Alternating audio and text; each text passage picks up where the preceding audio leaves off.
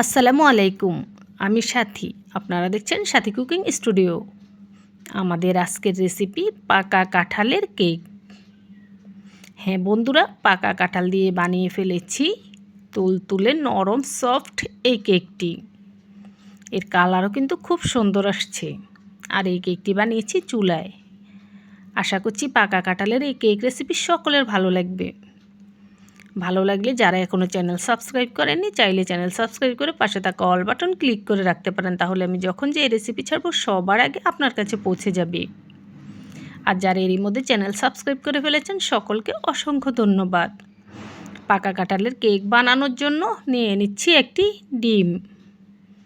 নিয়ে নিচ্ছি মেজারমেন্টের 250 গ্রামের কাপে হাফ কাপ চিনি। নিয়ে নিচ্ছি 1 কাপের 4 ভাগের 1 ভাগ সয়াবিন তেল। হাফ কাপ কাঁঠাল নিয়ে নিচ্ছি। কাঁঠালের কোষের বিচিগুলো ফেলে, বিচির সাথে একটা লাল অংশ থাকে সেটা ফেলে তারপরে এখানে নিচ্ছি। তো আলতো করে হাফ কাপ নেবেন। আমার এখানে আসলে চেপে চেপে নেওয়া হয়ে গেছে। আলতো করে নেবেন।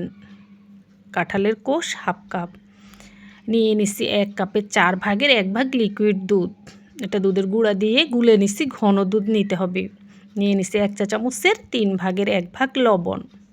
তারপর সব কিছু একসাথে ঘড়ি ধরে 2 মিনিট ব্লেন্ডার করে নিচ্ছি। ঘড়ি ধরে পাক্কা 2 মিনিট ব্লেন্ডার করবেন। ব্লেন্ডার করে এই বাটিতে নিয়ে নিচ্ছি। তারপর দেখুন একটু নাড়াচাড়া করে নিচ্ছি। একেবারে মিহিনভাবে ব্লেন্ডার হয়ে গেছে। এবার এখানে নিয়ে নিচ্ছি আমি মেজারমেন্টে 250 গ্রামের কাপে 1 কাপ আটা। আটার জায়গায় চাইলে আপনি ময়দা নিতে পারবেন। আর এই আটাটা একবারে দেব না, অল্প অল্প করে দেব আর মেশাবো। কিছুটা আটা দিয়ে আমি একদিক থেকে ঘুরিয়ে ঘুরিয়ে মিশিয়ে নিচ্ছি। আবারও দিয়ে দিচ্ছি কিছুটা আটা। ঠিক একইভাবে একদিক থেকে ঘুরিয়ে ঘুরিয়ে মিশিয়ে নিচ্ছি। এভাবে অল্প অল্প করে দিয়ে মেশালে খুব সহজে মিশে যায় আর দলা পাকিয়ে থাকে না। তো আমি 3 বারে এই 1 কাপ আটা দিচ্ছি এবং 3 বারই একদিক থেকে ঘুরিয়ে ঘুরিয়ে খুব ভালো করে মিশিয়ে নিচ্ছি। ধীরে ধীরে সময় নিয়ে এক সাইড থেকে মেশালে আটার দলা ধরে থাকবে না, ভালোভাবে মিশবে। তো দেখুন আমি অনেকটা সময় নিয়ে একদিক থেকে ঘুরিয়ে ঘুরিয়ে মিশিয়ে নিচ্ছি।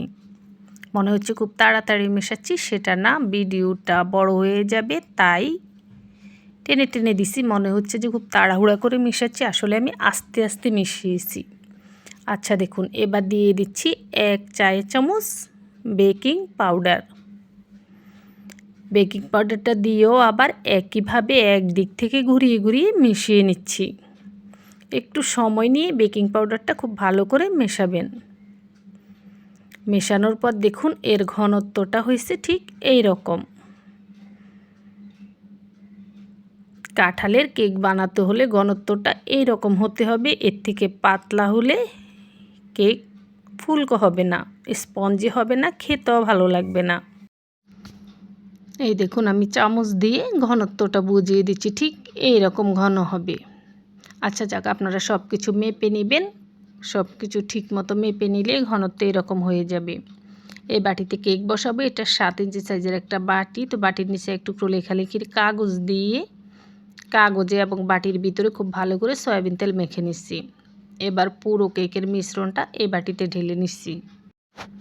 এবার একটা চামচ দিয়ে কেকের উপরটা এভাবে একটু সমান করে দিচ্ছি।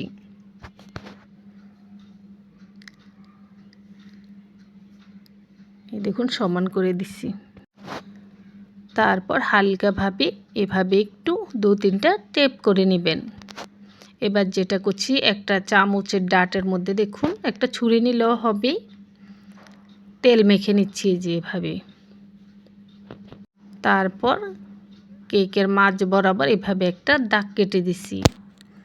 এটা কাঁঠালের কেক। কাঁঠালের কেক কিন্তু অনেক নরম সরম হয়, তো এভাবে দাগ কেটে দিবেন, তাহলে ভিতরের ভাপটা বেরিয়ে যাবে, কেকটা ভালো হবে। আচ্ছা আমি 10 মিনিট ধরে পাতিলের ভিতরে স্ট্যান্ড দিয়ে ঢাকনা দিয়ে চুলার লো আছে এই পাতিলটা চুলায় বসিয়ে রেখেছিলাম। এবার এই স্ট্যান্ডের উপরে কেকের বাটিটা বসিয়ে দিছি, আর ঢাকনা 3টা ছিদ্র ছিল, ছিদ্রগুলো বন্ধ করে দিছি। তারপর চুলার আঁচটা লো করে চুলার উপরে রেখে দিচ্ছি ঘড়ি ধরে পাক্কা 40 মিনিটের জন্য। আর চুলার আঁচটা কেমন লো হবে দেখুন, একেবারে নিবু নিবু না, এইরকম লো। দেখুন পাতিলের তলা থেকে অনেক দূরে থাকবে চুলার আঁচ, এইরকম লো করে দিতে হবে, পাতিলের তলা যেন কিছুতেই না লাগে। তো আমি 40 মিনিট পরে কেকটা ঢাকনা সরিয়ে রেখেছিলাম, এত সুন্দর কালার আসেনি, পরে আমি আরও 15 মিনিট রেখে দিছি। মোট 55 মিনিট লেগেছে এই কেকটা হতে। এবার একটা কাঠি দিয়ে চেক করে নিছি, ভেতর থেকেও খুব ভালোভাবে হয়েছে। কাঠিটা ক্লিন আসলে আপনি বুঝবেন যে কেকটা ভেতর থেকেও ভালোভাবে হয়েছে। এবার কেকটা বের করে নিছি, গরম গরম অবস্থাতেই ভিডিওটা ছাড়বো, সময় কম, আপনারা ঠান্ডা করে পরে বের করে নেবেন। দেখুন আলহামদুলিল্লাহ কেকটা 4 সাইড থেকেই খুব সুন্দর কালার আসছে, আর অনেক স্পঞ্জি হয়েছে। আর কেকটা পাতলা দেখা যাচ্ছে এই জন্য, কারণ 7 ইঞ্চি সাইজের টিফিন বাটিতে আমি কেকটা বসাইছি। যদি 5 ইঞ্চি সাইজের বাটিতে বসাইতাম তাহলে কেকটা উঁচা হতো। তো আপনারা আর একটু ছোটো বাটিতে বসাবেন, তাহলে উঁচা হলে সুন্দর দেখা যাবে। আচ্ছা দেখুন এবার কেকটা আমি কেটে নিচ্ছি।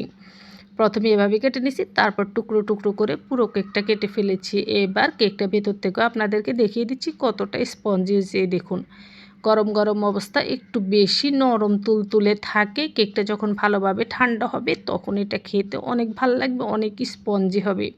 তো কেকটা ঠান্ডা করে খাবেন। আশা করছি আজকের এই কাঁঠালের কেক রেসিপি সকলের ভালো লেগেছে। দেখুন আমি এক টুকরা ভেঙে দেখাচ্ছি, আলহামদুলিল্লাহ অনেক বেশি ভালো হয়েছে কেকটা। সবাই বাসায় বানাবেন।